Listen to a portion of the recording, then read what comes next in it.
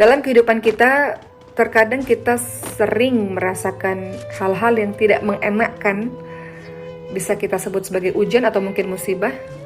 Selanjutnya, kita akan membahas mengenai bagaimana cara menjalani ujian agar terasa ringan. Pertama, adalah mengimani takdir Allah. Dalam hadis riwayat Muslim, Rasulullah SAW bersabda, Allah telah mencatat takdir setiap makhluk sebelum 50.000 tahun sebelum penciptaan langit dan bumi. Dan Ibnu Qayyim mengatakan, landasan setiap kebaikan adalah jika engkau tahu bahwa setiap yang Allah kehendaki pasti terjadi, dan setiap yang tidak Allah kehendaki tidak akan terjadi. Jadi ini membuat kita merasa lebih ringan. Ujian-ujian kesedihan misalnya yang terjadi kepada kita, memang ini adalah bagian dari takdir Allah yang sudah Allah berikan 50.000 tahun sebelum penciptaan langit dan bumi. Kedua, cara menjalani ujian agar terasa lebih ringan adalah yakin bahwa ada hikmah di balik cobaan yang Allah berikan ini. Teman-teman lihat dalam surah Al-Mu'minun ayat 115 sampai 116, Allah Subhanahu wa taala berfirman, "A'udzu billahi minasyaitonir rajim. Afahasibtum annama khalaqnakum 'abathan wa annakum ilaina la turja'un." Yang artinya, maka apakah kamu mengira bahwa sesungguhnya kami menciptakan kamu secara main-main saja dan bahwa kamu tidak akan dikembalikan kepada kami?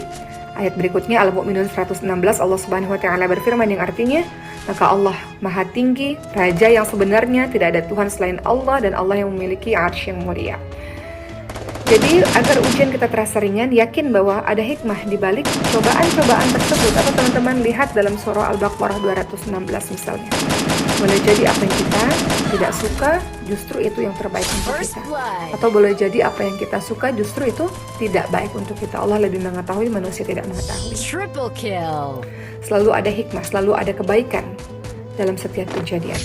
Yang ketiga, agar kita merasa ujian atau cobaan kehidupan terasa ringan, ingatlah bahwa musibah yang kita hadapi belum seberapa. Kata Rasulullah apa? Musibah yang menimpaku sungguh akan menghibur kaum muslimin. Atau dalam lafaz lain Rasulullah SAW bersabda, siapa saja yang terasa berat ketika menghadapi musibah, maka ingatlah musibah yang menimpaku. Ia tentu akan merasa ringan dengan musibah tersebut. Ingat bahwa Rasulullah SAW sudah yatim piatu sejak kecil. Kemudian Rasulullah SAW dimusuhi oleh saudara-saudaranya sendiri, pamannya sendiri, karena menegakkan Islam. Kemudian kita lihat lagi Rasulullah SAW kehilangan harta-hartanya, kemudian diusir dari kampung halamannya, kemudian dicaci maki, sahabat-sahabatnya diperlakukan dengan tidak baik, disiksa dan sebagainya. Jadi kata Rasul, kalau engkau merasa ada sesuatu yang sedih dalam hidupmu, maka lihatlah ujian-ujian yang menimpa Rasulullah, maka engkau akan terasa lebih ringan. Atau teman-teman bisa lihat dengan teman-teman lainnya yang ujiannya jauh lebih berat daripada kita, sehingga kita tahu bahwa ujian yang kita hadapi tidak seberapa. Masih banyak yang lebih mengerikan, menyedihkan dibanding dengan kisah kehidupan kita. Keempat, agar ujian terasa lebih ringan, ketahuilah bahwa semakin kuat iman seseorang memang akan semakin diuji. Teman-teman, kita lihat bahwa Rasulullah SAW pernah ditanya oleh seorang sahabat, "Ya Rasul, manusia manakah yang paling berat ujiannya?" Maka Rasul menjawab, para nabi, kemudian yang semisalnya dan semisalnya lagi. Seseorang akan diuji dengan kondisi agamanya, sesuai dengan kondisi agamanya, kata Rasul. Apabila agamanya kuat, maka semakin kuat atau berat pula ujiannya.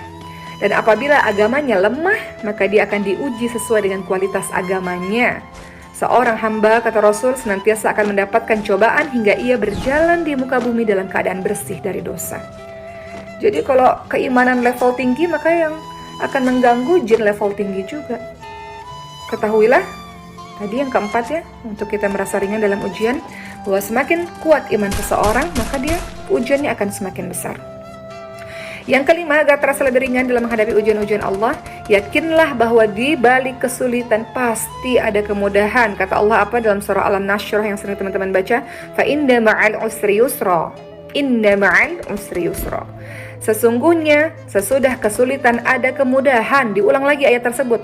Sesungguhnya sesudah kesulitan ada kemudahan. Pasti ada kemudahan. Allah kasih ujian, Allah kasih solusi teman-teman sekalian. Bahkan Allah sendiri yang janji. Dalam setiap kesulitan yang kau hadapi ada kemudahan, jangan khawatir. Selama engkau bersama dengan Allah, Allah hanya ingin lihat seberapa jauh keimananmu, kedekatanmu kepada Allah. Allah akan kasih solusi dari permasalahanmu. Kemudian yang keenam, supaya engkau merasa lebih ringan dalam menghadapi ujian-ujian kehidupan, hadapilah cobaan dengan bersabar. Bersabar. Ali bin Abi Thalib radhiyallahu anhu mengatakan, sabar dan iman adalah bagaikan kepala pada jasad manusia. Oleh karenanya, tidak beriman dengan iman yang sempurna jika seseorang tidak memiliki kesabaran. Apa itu sabar, sahabat sekalian? Sabar adalah menahan hati dan lisan dari berkeluh kesah, serta menahan anggota badan dari perilaku emosional seperti menampar pipi, merobek baju, dan yang lainnya. Kemudian yang ketujuh, cara agar kita ringan dalam menghadapi ujian, bersabarlah di awal musibah. Kata Rasulullah ketika melihat ada seorang perempuan menangis di kuburan meratap, kata Rasul untuk bersabar kepada perempuan tersebut. Dan Rasul pun menasihati perempuan tersebut bahwa yang namanya sabar seharusnya dimulai ketika awal ditimpa musibah. Itulah yang disebut sebagai sabar yang sebenarnya. Sabar yang sebenarnya bukanlah ketika telah mengeluh lebih dulu di awal musibah. Justru dari awal ada musibah, maka bersabar. Kedelapan, cara agar ringan dalam menghadapi ujian, yakin bahwa pahala sabar begitu besar. Teman-teman ingat surah Az-Zumar ayat 10, Allah Subhanahu wa taala berfirman, A'udzu billahi minasyaitonir rajim. Innama yuwaffas sabiruna ajrahum bighairi hisab. Apa artinya? Sesungguhnya hanya orang-orang yang bersabarlah yang dicukupkan pahala mereka tanpa batas.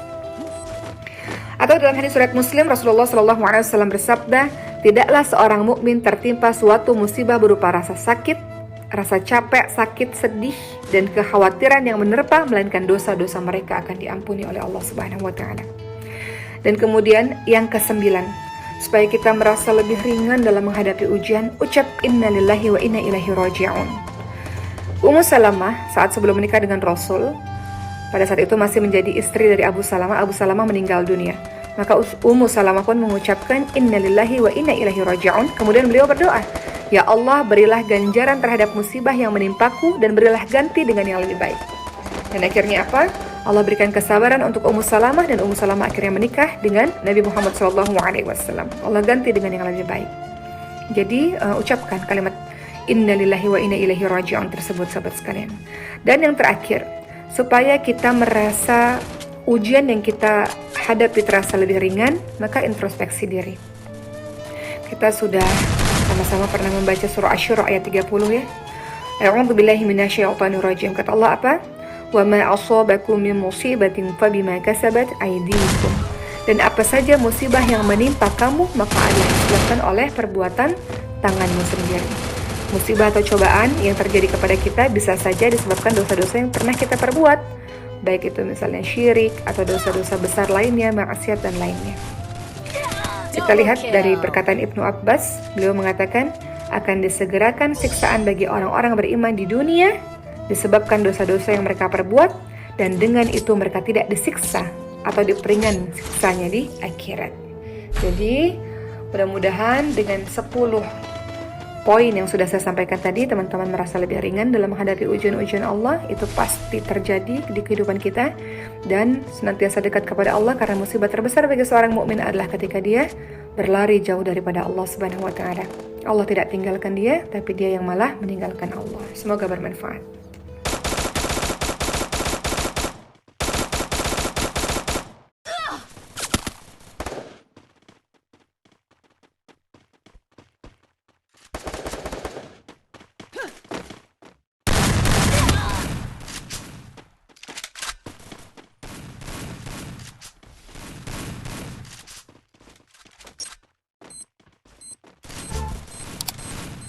Triple kill.